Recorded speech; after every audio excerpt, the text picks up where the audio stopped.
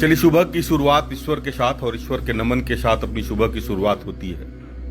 हर व्यक्ति चाहता है कि खुद अपनी कार्यशैली को, अपने जीवन को सही दिशा के साथ चलाने का एक छोटा सा प्रयास करना चाहिए।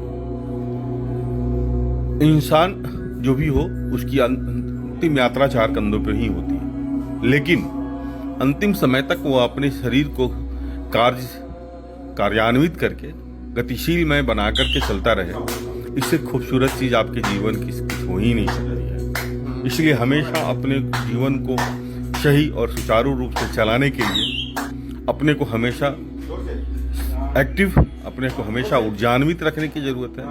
ईश्वर के साथ हमेशा नमन करने की जरूरत होती है। ईश्वर अपने जीवन में हर वक्त आपके साथ रहता है। मैं प्रत्येक दिन बोलता हूँ, ईश्वर को कहीं दूर नहीं खोजिए। ईश्वर आपके अंदर में बैठा हुआ है। वो कब होगा? जब आप नियमित होइए। नियमित कब होइएगा? जब आपके अंदर में जागरूकता आएगी। जागरूकता कब आएगी? जब आप स्वस्थ रहेंगे। इसलिए हमेशा अपने आप को स्वस्थता के साथ और स्वच्छ विचारों के साथ शुरुआत करें सुबह की। मैं अपनी जीवन शैली में किसी भी तरह की कोई कोताही नहीं करता हूं, क्योंकि समय अपनी गति से और टिक टिक करते हुए चलते रहती है। वही तो सबसे खूबसूरत है, जीवन की महत्ता है। जो समय को समझ पाया, जो समय को पकड़ पाया, वह जीवन की सबसे खूबसूरत और सबसे खूबसूरत परिदृश्य आपके सामने उद्धृत होकर आती है। इसलिए हर वक्त अपने को स्वस्थ रखना, अपने को परिवार में एक समृद्ध विचारों की पाठशाला बनाने की एक छोटी सी प्रयास रहती है। कौन कितना बन पाता है, कौन कितना समृद्ध हो पाता है, यह भी डिपार्टमेंट मेरा नहीं है। यह भी विभाग आपका है, आपके अपने पास है। ये मैं एक बात और है, ये रेल नहीं है, यह रियल है अपने लाइफ की। जिस दिन अपने लाइफ को रियल में समझ लेंगे ना, उस दिन जीवन जीने की आनंद, उसकी अनुभूति, उसकी खुशी, उसके प्रति समर्पण, उसका आनंद की जो अनुभूति आपके अंदर में होगी, वह दुनिया में कहीं भी आनंद नहीं मिल सकती।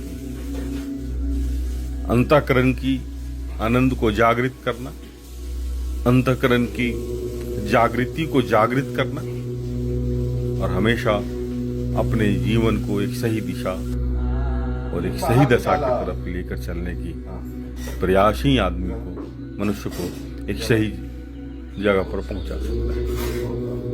जिनको बोलने में तकलीफ है, मैं प्रत्येक दिन बोलता हूं, जिनको बोलने में तकलीफ है उनको इस तरह की एक्सरसाइज को करनी चाहिए, और इसमें सहयोग आपको देना पड़ेगा।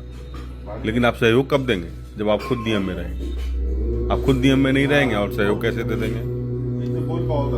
आप सूर्योदय से पहले बिछावन को छोड़ना, ये अपने मन में, अपने अंतःकरण में, अपने अंदर के जो ईश्वर बैठे हैं उसके अंदर में यह अलार्म सेट कीजिए और सुबह उठें और एक नियमों में चलने की एक छोटी सी प्रयास करें। जीवन पद्धति बदल जाएगी, जीने का आनंद बदल जाएगा। इधर उधर ताक झांक करने की कोई जरूरत नहीं होती है। आदमी को अपने अंदर में झांकने की जरूरत होती है, और ईश्वर आपके अंदर में बैठा हुआ है। उसको जैसे ही आप समझ लेंगे ना, जीने का आनंद आपको समझ में आ जाएगा।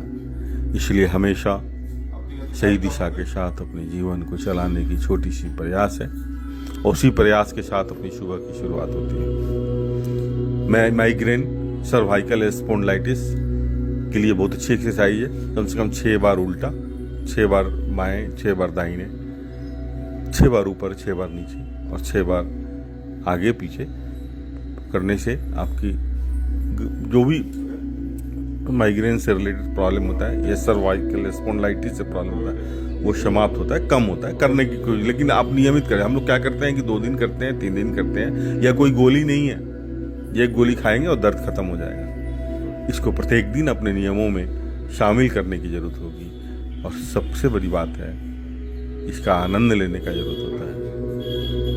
हमेशा समर्पित रहें। बहुत ही बदलाव होता है। अगर आप रेगुलर कुछ करते हैं तो बहुत ही बदलाव होती है। उस बदलाव को अपने में समझने की जरूरत होती है। हाथ में जिसको दर्द है उसके लिए बहुत सी एक्सरसाइज है। एक जिनको पैर में हल्का भी इन्फेक्शन है उनको गर्म पानी से डिटॉल से साफ करने की जरूरत होती है। और कोशिश करें कि आप अपना कार्य पूरा खुद कर पाए। और आपके घर में हर व्यक्ति अपना कार्य खुद कर लेगा ना तो घर की आधी परेशानी नहीं 90% परेशानी खत्म हो जाती है। लेकिन हम लोग क्या होते हैं, दूसरे पर आश्रित हो जाते हैं। और मेरी कोशिश रहती है कि जो भी व्यक्ति हो वो खुद कार्य अपना खुद को करे, जिससे कि अपने ऊपर अपनी जीवन शैली में उसका कॉन्फिडेंस, उसकी आत्मविश्वास, उसको समृद्धता के साथ लेकर चलने की कोशिश करें। इसलिए हमारा स्वस्थ रहना बहुत जरूरी है। और हमेशा खुश रहने की कोशिश करता हूँ, हमेशा मस्त रहने की कोशिश करता हूँ। बहुत इधर उधर ताक झांक करने की जरूरत नहीं होती।